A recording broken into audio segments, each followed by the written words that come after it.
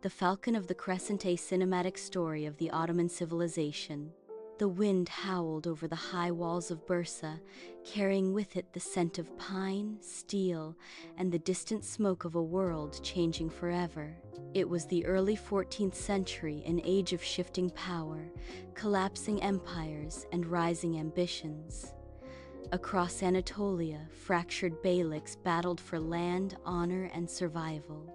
But from this chaos, a new force was rising, one that would, in time, reshape continents. That force had a name whispered with awe and uncertainty: the Ottomans, and at the heart of their ascent was a young warrior who would one day be known as the Falcon of the Crescent, the son of Ertuğrul. The story begins with Osman Bey, son of Ertuğrul and leader of a modest tribe of frontier warriors. Osman was no ordinary chieftain.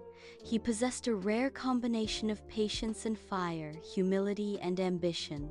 His people lived on the very borders of the crumbling Byzantine Empire, surrounded by enemies and allies who shifted like the sands. But Osman believed their destiny was bigger than survival. He believed it was conquest. Under a moonlit sky, Osman stood by the wooden palisade overlooking his camp. Flames flickered, shadows danced, and the murmurs of his warriors filled the air. They were ghazis, fighters of the frontier, men who knew hardship, hunger, and war better than they knew comfort. "Beyim," came a voice behind him.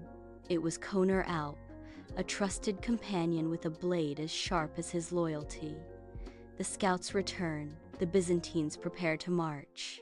Osman nodded. Then the night will be long. And so it began, the first of many clashes that would ignite the rise of a civilization. The siege of Karacahisar. The fortress of Karacahisar loomed over the surrounding plains like a wounded beast, old, scarred, but defiant. The Byzantine garrison within mocked the small force Osman brought. A mere tribe challenging an empire. But Osman had something the Byzantines underestimated: a people who believed in their destiny. His warriors gathered behind makeshift wooden shields, their breaths visible in the cold dawn. Arrows rained from the battlements as Osman raised his sword. "For the honor of our fathers!" he roared. A thunderous cry erupted from the Ottomans as they charged forward. The clash was brutal, steel against steel, shield against spear. Osman led from the front, carving a path through enemy lines. The Byzantines, shocked by the ferocity of the attack, faltered, and when their commander fell, their spirits broke. By midday, the crescent banner flew above Karacahisar. It was a victory that echoed across Anatolia. Tribes took notice, rivals grew uneasy, and the Byzantine frontier trembled. The Ottomans were no longer a small beylik. They were becoming a force. The legacy continues. After Osman came Orhan, his son, a leader both strategic and compassionate. Under Orhan's rule, the Ottomans transformed from a warrior tribe into a structured state. He founded schools, minted coins, and raised one of the most disciplined armies of the age. But the event that would change everything was the conquest of Bursa. The siege lasted years. Supplies ran thin and hope often wavered. Yet the Ottomans persisted. Orhan himself oversaw the trenches, the catapults, and the negotiations that would eventually bring Bursa under Ottoman control in 1326. When the city finally surrendered, the Ottomans did not destroy it. They made it their capital. Markets flourished. Scholars traveled from distant lands. Mosques rose beside churches as the empire embraced diversity under its rule. It was not just land the Ottomans conquered, it was hearts, trade, culture, and time itself. The Age of Thunder, Murad and Bayezid, the 14th century ushered in new strength. Murad I expanded Ottoman influence deep into the Balkans. Villages that once feared frontier raiders now found themselves under the protection of a new order. Murad's armies were different, structured, disciplined, and blessed with a new force. The Janissaries, elite soldiers trained from youth, loyal only to the Sultan. Their march was a sound Europe would come to fear.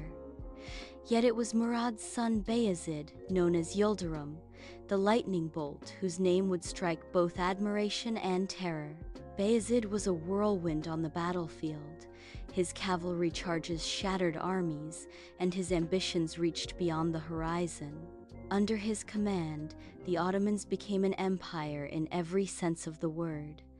Cities were annexed, alliances forged, and enemies crushed. But fate, as always, had its own plans. The storm of Timur. It was the year 1402. The plains near Ankara trembled as two titans prepared for war.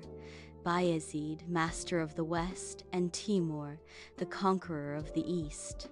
Their armies stretched to the horizon, steel, dust, and determination. The battle was catastrophic.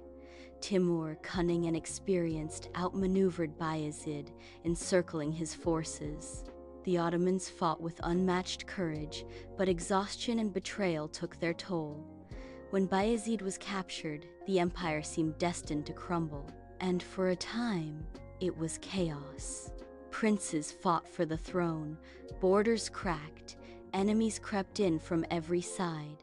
Yet the Ottomans did not vanish, they endured. The rebirth Mehmed I to Murad II.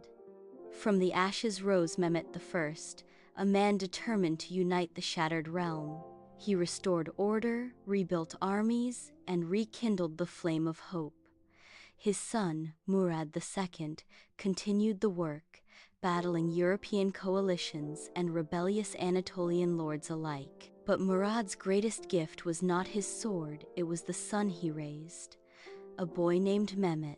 The fall of Constantinople, 1453. The world held its breath.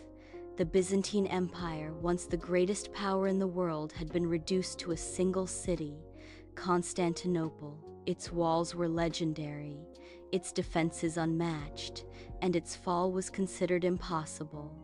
But the young Ottoman Sultan Mehmed II believed otherwise. He brought with him an army of more than 100,000 men, fleets larger than any seen before, and cannons so massive that their roar shook the earth. For 53 days the siege raged. Arrows darkened the sky. Cannons thundered against ancient walls. Tunnels were dug, counter-tunnels flooded, and the Golden Horn, once an impenetrable barrier, was crossed by dragging ships over land. Finally, on May 29, as dawn broke, the Ottomans launched their final assault, and the impossible happened. Constantinople fell. Mehmed II entered the city not as a destroyer, but as a ruler. He protected its citizens, restored its grandeur, and rebuilt it as Istanbul, a city of culture, power, and unity. The world had changed forever. A civilization forged in fire and vision. For centuries after, the Ottoman Empire continued to flourish, expanding across 3 continents, commanding trade routes, fostering art, science, architecture, and diplomacy. Great leaders like Suleiman the Magnificent turned the empire into a beacon of justice and progress. Architects like Mimar Sinan shaped skylines with domes reaching for the heavens. Scholars, poets, merchants, and warriors all contributed to a civilization whose influence still echoes across the world today. From a small frontier tribe to a global empire, the Ottoman story is not just one of conquest, it is one of resilience, ambition, unity, and vision. The Falcon's legacy. Centuries after Osman first raised his sword on the frontier, his people stood as one of the world's great civilizations. And though time has passed, though borders have changed and empires have risen and fallen, the spirit he forged, the courage to dream beyond limits, the strength to rise from ashes, the wisdom to rebuild remains a legacy that lives on. A legacy of the Crescent, a legacy of the Falcon, a legacy of the Ottoman civilization. If you liked the video, don't forget to hit the like button and subscribe to the channel to stay updated. See you next time.